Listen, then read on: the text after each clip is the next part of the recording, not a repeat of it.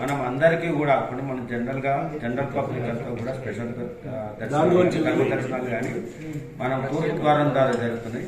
కానీ ఈసారి ప్రత్యేకంగా ఏకాదశి నాడు ఉత్తరం ద్వారానే అన్ని దర్శనాలు జరుగుతాయి.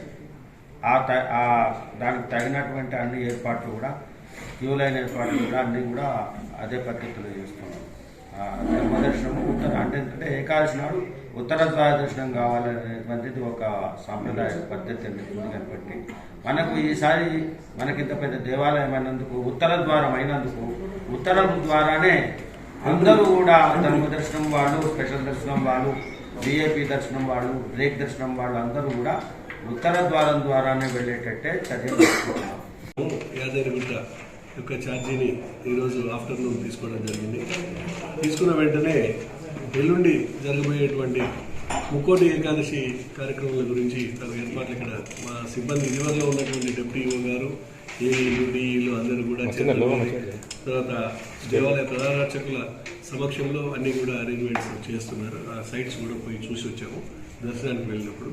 కాకపోతే ఏంటంటే ఎల్లుండి మనకు 6:42 దేవుణ్ణి అక్కడ స్టేజ్ దగ్గర వేయించేపు చేయడం జరుగుతుంది. అందరూ దర్శనాలు అయిన తర్వాత ఒక్కొక్కరిని మెయిన్ టెంపుల్కి పంపడం జరుగుతుంది. ఈ 6 రోజులు ఇక్కడ అధ్యయనోత్సవాలు 23 నుంచి 28 వరకు ఉన్నందున దేవాలయంలో జరిగేటువంటి ఆర్జిత సేవలు అంటే నరసింహహోమం కానీ, కళ్యాణం కానీ, ఇతర ఆర్జిత సేవలు కూడా లక్ష పుష్పార్చనలు కూడా ఇవన్నీ చేయడానికి వీలు పడదు కాబట్టి వాటిని అన్నింటినీ కూడా రద్దు చేస్తున్నాం. సమయం చాలా తక్కువ ఉన్నది. అన్ని ఏర్పాట్లు కూడా యుద్ధ ప్రాతిపదికన కూడా చేస్తూ ఉన్నాము. 100% ఎవరికి కూడా ఎలాంటి ఆటంకాలు లేకుండా వచ్చి దర్శనం చేసుకోవడానికి వీలు కల్పిస్తాము. పూజా కార్యక్రమాలకు సంబంధించి ప్రధాన అర్చకుల వారి సూచనల మేరకు ఏమేమి కార్యక్రమాలు చేయాలో చేస్తాము. తర్వాత విఐపీస్ వాళ్ళందరి గురించి మా డిప్యూటీ ఈఓ గారికి వాళ్ళందరికీ వచ్చి ఎవరెవరు సమాచారం ఇస్తే వాళ్ళందరినీ నోట్ చేసుకుని వారికి కూడా దర్శనం కల్పిస్తాము.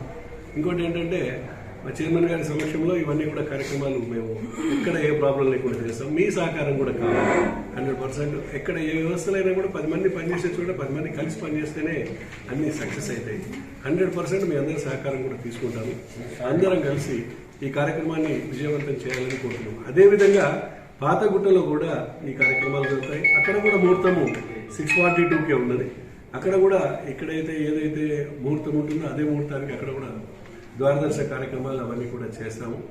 అందరికీ కూడా దర్శనాలు ఏర్పాటు చేస్తాము. వారికి కావాల్సినటువంటి ఏర్పాట్లన్నీ కూడా సకాలంలో చేసి వాళ్ళు క్షేమంగా వచ్చి స్వామివారి దర్శనం చేసుకొని పోయేటందుకు మేము సహకరిస్తామని తెలియజేస్తున్నాం.